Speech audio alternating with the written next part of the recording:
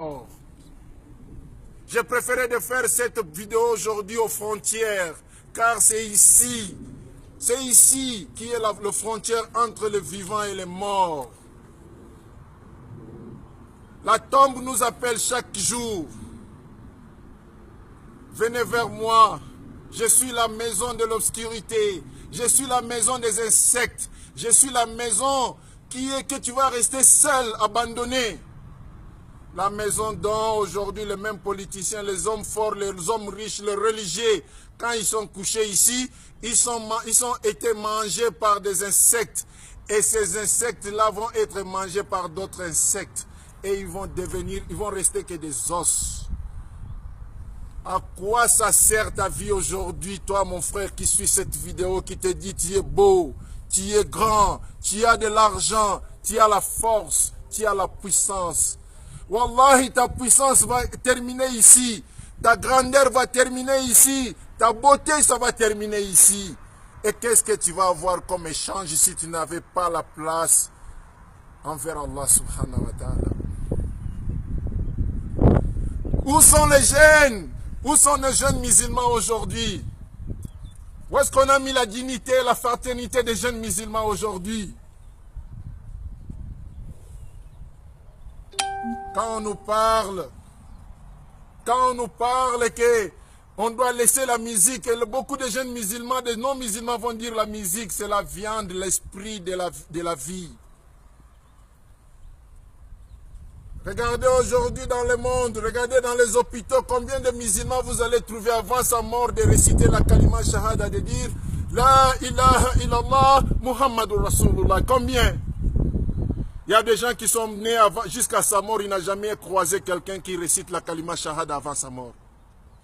Savez-vous qu'est-ce qui nous empêche à faire cette kalima shahada avant la mort? C'est la musique. Le prophète Muhammad sallallahu alayhi wa sallam nous a dit la musique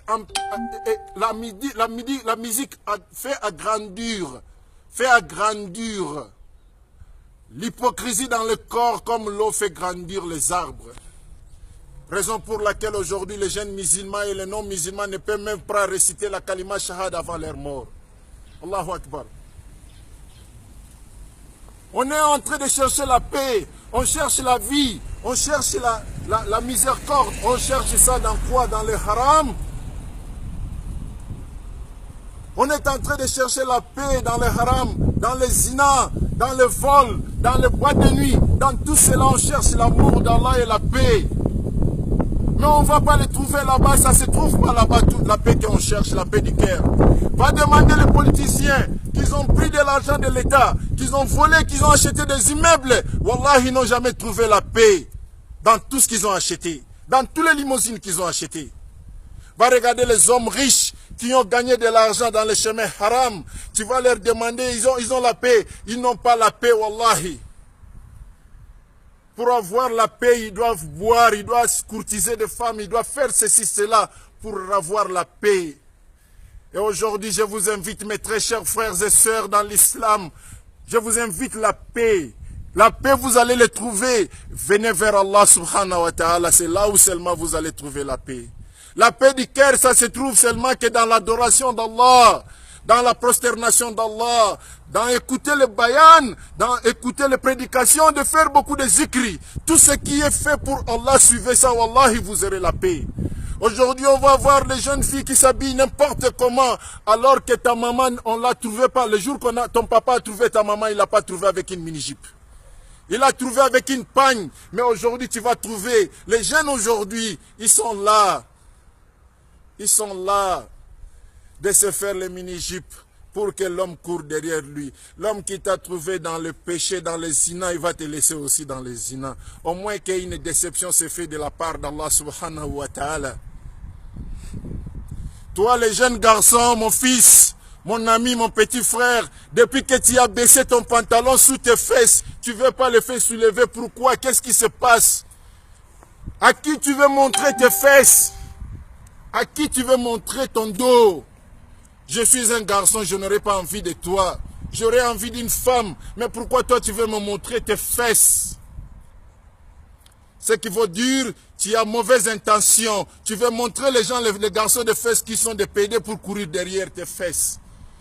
Wallahi, aujourd'hui, je suis devant la tombe pour te raconter, pour te rappeler que cet endroit, tu ne seras jamais échappé d'ici. Dans cet endroit, tu ne seras jamais épargné d'ici. Et Allah va te frapper de ça. Tôt ou tard, tu seras récompensé de ça. Et tu seras payé de ce que tu as fait aujourd'hui.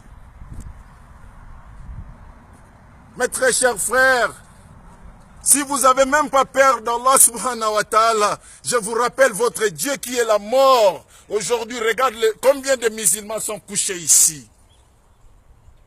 Combien de musulmans sont couchés ici. Le cimetière appartient aux musulmans et non-musulmans. Regardez de l'autre côté, vous allez voir combien de non-musulmans sont couchés. Des centaines, des hectares de musulmans, de non-musulmans couchés.